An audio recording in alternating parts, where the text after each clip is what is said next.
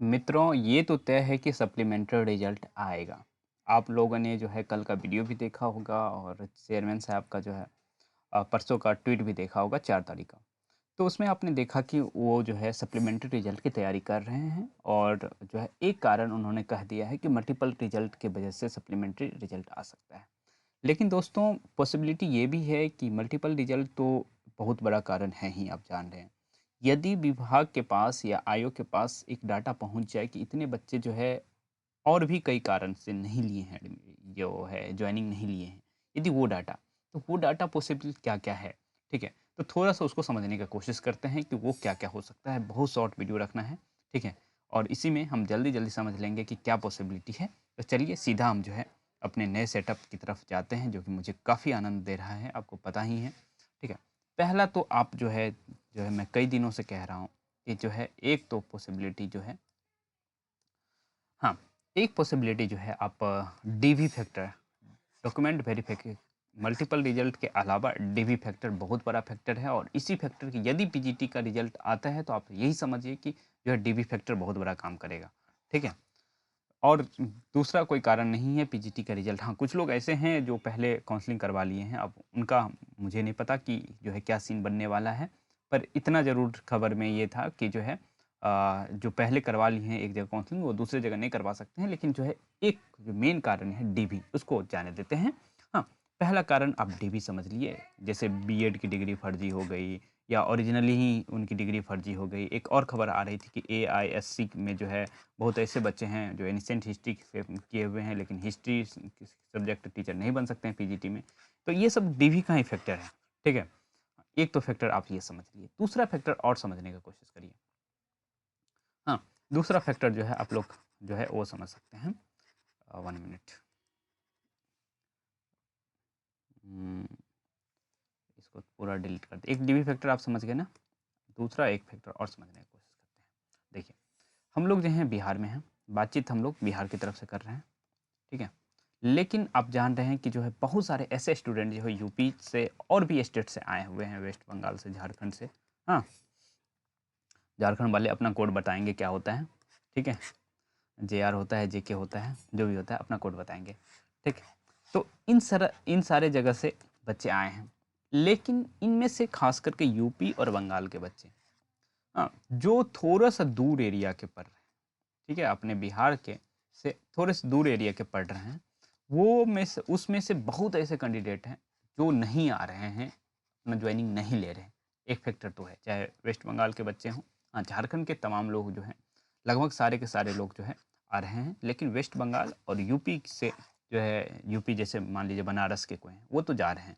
लेकिन बुंदेलखंड एरिया के हैं या और भी दूर के हैं, तो वो जो है नहीं जा रहे हैं जॉइनिंग के लिए। अब उनके पास जो भी रीज़न हो, एक रीज़न तो ये है, चूँकि आप लोग जो हैं अपनी सर्कम्फ्रेंस के बच्चों से बात करते हैं, लेकिन मेरे पास जो बच्चे हैं वो अलग-अलग सर्कम्फ्रेंस के हैं, यूपी के भी हैं, बंगाल के भी हैं, झारखंड भी और तमाम जगह से हैं। तो उन लोगों की समस्या अलग-अलग है, ठीक है? तो ये एक बातचीत हो गई, लोकेशन, ठीक है? एक और बातचीत है जो कि कहीं न कहीं जो है मुझे या सबको जो सोचने पे मजबूर कर रहा है, वो सैलरी इश्यू है, ठीक है? सैलरी, बहुत लोग ये बता रहे हैं, ख़ास करके यूपी के छात्र ये बता रहे हैं कि यूपी में सैलरी अधिक है टीचर्स की, जो है बिहार की तुलना में। ये बात कहीं न कहीं ठीक भी है, ऐसा नहीं कि ये बात गलत है, ठीक बात है कि यूपी में टीचर्स की सैलरी अधिक है बिहार के रिस्पेक्ट में, ठीक है? और जिनको यूपी में लग जाने का चांस है, वो जो है बिहार नहीं जा रहे हैं या फिर कुछ ऐसे भी लोग हैं जो प्राइवेट में वर्क कर रहे हैं। प्राइवेट ज़रूरी नहीं वो टीचिंग कर रहे हैं, लेकिन उनका भी निकल गया है, ठीक है? तो वो लोग जो है उन जिनको पता है कि जो है मेरी सैलरी जो है यहाँ जो है थोड़ी-सी अधिक है, हाँ, और तो कहीं न कहीं वो लोग भी जॉइन नहीं कर रहे हैं। तो कितने सारे फैक्टर हो गए। एक और फैक्टर जो एकेडमिक फैक्टर है, वो थोड़ा-सा मैं आपको समझाने का कोशिश करता हूँ। वो है पीएचडी का फैक्टर और इस पीएचडी का फैक्टर में कहीं न कहीं वो डीएलएड के कैंडिडेट के लिए है। जो डीएलएड जो है यूपी में जनरली क्या होता है, हाँ, जो ख़ास करके गर्ल्स होते हैं, यहाँ की जो गर्ल्स होती है, जो यूपी की गर्ल्स होती है, वो अधिकतर डीएलएड कर लेती हैं, ठीक है? जैसे एल जो है 11th-12th मतलब 12th के बाद बी डीएलएड कर ली या फिर ग्रेजुएशन के बाद डीएलएड कर ले, ठीक है? बीए, बीएससी के बाद डीएलएड कर ली, ठीक है? लेकिन आप जान रहे हैं कि इस बीच में जो है वैकेंसी नहीं आई, तो वो लोग पढ़ते गए और अभी बहुत सारे ऐसे लोग हैं जो पीएचडी में पहुँच गए हैं, ठीक है? अब कंडीशन वो है कि वो 6 टू 8 तक ही एप्लीकेबल थी, तो वो एग्ज़ाम देती पीजीटी का, तो हो सकता है उनका पीजीटी हो जाता, लेकिन वो 6 टू 8 तक के लिए ही एलिजिबल थे।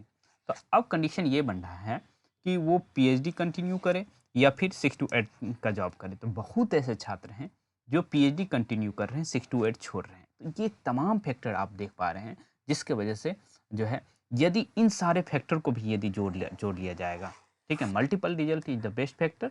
हाँ, उसके अलावा ये तमाम फैक्टर हैं जिसके कारण से जो है आपका जो है क्या कहते हैं, सप्लीमेंट्री रिजल्ट देखने को मिलेगा। और वो नोटिस अभी तक नहीं देखे हैं आप लोग, तो पिछला वीडियो देख सकते हैं, या फिर मैं आपको वो नोटिस ज़रूर दिखा सकता हूँ जो ये कहता है कि आप लोग का सप्लीमेंट्री रिजल्ट आएगा। और वो ऑफिशियल नोटिस, ऐसा नहीं कि ऑफिशियल नोटिस आप क्या कहते हैं, बीपीएससी के वेबसाइट पे आपको नहीं मिलेगा, लेकिन जो है आप इस व्यक्ति पे तो ट्रस्ट करेंगे, मतलब इनके द्वारा की गई बातचीत पे ट्रस्ट कर सकते हैं।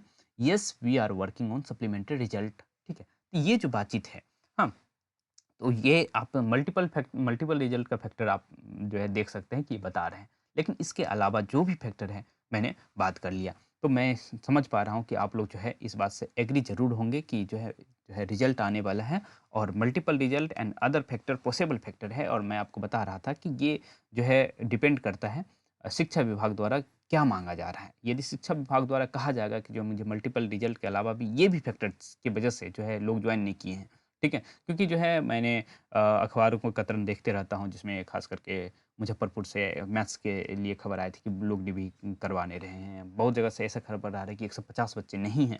तो ये तमाम फैक्टर बन के जो है एक इस कन्क्लूज़न पे हमें पहुँचाता है कि सप्लीमेंट्री रिज़ल्ट आएगा ज़रूर, और अधिक संख्या में आएगा। आप देखिएगा कि सप्लीमेंट्री रिज़ल्ट आता है, कट ऑफ कितना डिग्रेड होके आता है। मैं जो शुरुआत में कट ऑफ की बातचीत कर रहा था, हाँ, जब आप लोग कह रहे थे कि कट ऑफ इतना कम कैसे जाएगा, तो अब पहले तो पीजीटी के तमाम कट ऑफ जो मैंने बताया था, हाँ, वो सारे फिट बैठे थे, ठीक है। हाँ, 6 टू 8 में कट ऑफ आप जान रहे हैं कि कहीं न कहीं वो हाई गया है, हाँ।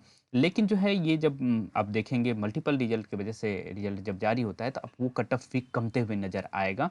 और आप लोगों में से बहुत सारे ऐसे लोग हैं जिनके घर मिठाइयाँ बटेंगी, और आप लोग ज़रूर कमेंट में करके बताएँगे कि आप लोग जो हैं कितने नंबर से कम हो रहा है और क्या हो रहा है, ये सब कमेंट में बताते रहेंगे। और कुछ लोग जो हैं बहुत अच्छे काम कर रहे हैं, जो हमें ये बता रहे थे कि जो है कितने कॉमन रिजल्ट है, तो आप लोग ज़रूर बताते रहें, जिससे हमारी भी सहायता होती है।